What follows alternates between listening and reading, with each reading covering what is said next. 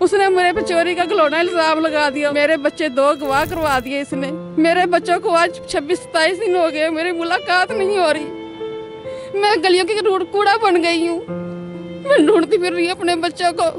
मैंने घर की एक एक चीज बेच दी है। सेफ अलमारी बेची है मैंने, LCD बेची है मैंने, 4 पाइयाँ बेच दी हैं मैंने। घर में सोने के लिए कोई चीज नहीं छोड़ी जहाँ हम जाकर लेटे।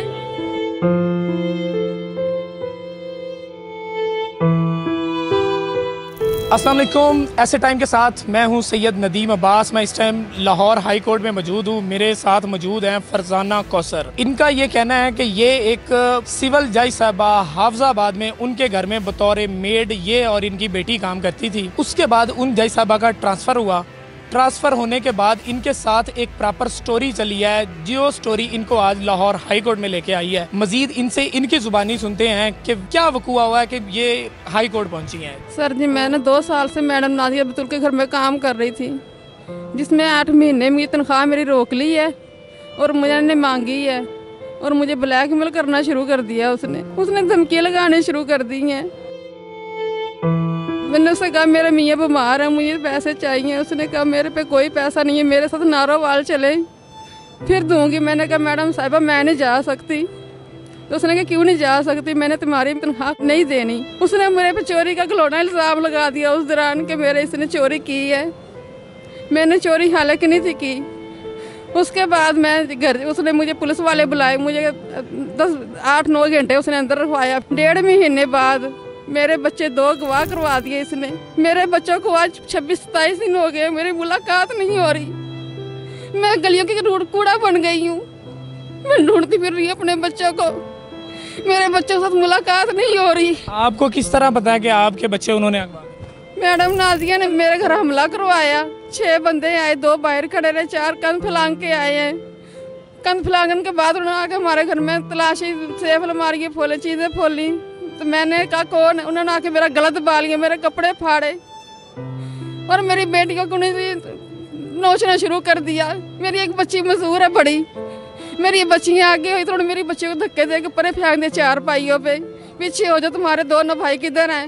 मैडम नाजिया का हुक्म है ये दोनों बच्चे लेके आओ, ये दोनों बच्चियाँ उठा कर लेके आओ।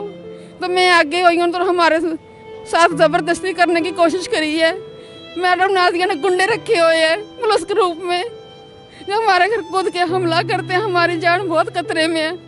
मेरी अपील है हमारी जान को हिफाजत दें। मैडम नाजिया कौन है और क्या करती है? सिविल जज है।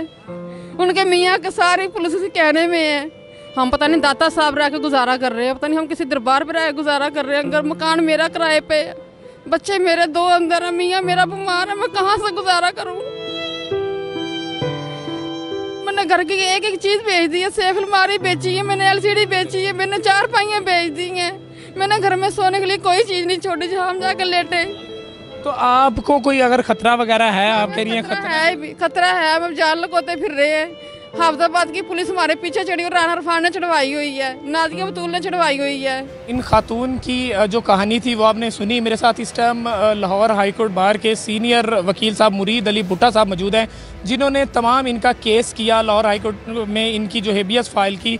सर बताइएगा कि ये साइल आपके पास आई, इनका क्या मौक़िफ़ था और आपने जब पटिशन दायर की तो अब तक क्या कार्रवाई अमल में लाई? इसका केस ये है कि ये गुज़श्ता 2 साल से सीनियर सिविल जज फैमिली डिवीज़न हाफजाबाद नाजिया बतूल साहिबा के पास घर में काम करती थी। और जो सीनियर सिविल जज साहिबा नाजिया बतूल का जो हस्बैंड है राना इरफान, उस डिस्ट्रिक्ट हाफजाबाद का प्रोसिक्यूटर इंचार्ज है पूरे ज़िले का, ये एक एप्लीकेशन लेके आई। SHO को इसने एप्लीकेशन दी थी, उसमें बाकायदा लिखा हुआ था कि नाजिया बतूल साहिबा और इसका जो खामद Rana Irfan district prosecutor incharge जो है, उन्होंने इसके बेटों को जो है अगवा करवाया हुआ था 8-5 से। और उन बच्चों को जहाँ से उन्होंने अपना अगवा किया वो एक फैक्ट्री थी जहाँ वो रेगुलर काम करने जाते थे। उठाने के बाद जो है ना आज तक इसको कोई पता नहीं, बल्कि इसके भाई को कॉल्स आती हैं। उन्होंने कहीं 5 लाख रुपए का डिमांड की कि 5 लाख रुपया भी दें तब आपके बच्चों को छोड़ेंगे, और साथ ये शर्त रखी कि आपको नारोवाल जो है ना जज साहबा के साथ जाना पड़ेगा। 20 तारीख को मैंने पटिशन दायर की लाहौर हाई कोर्ट लाहौर में, ये सारे हालात लिख के।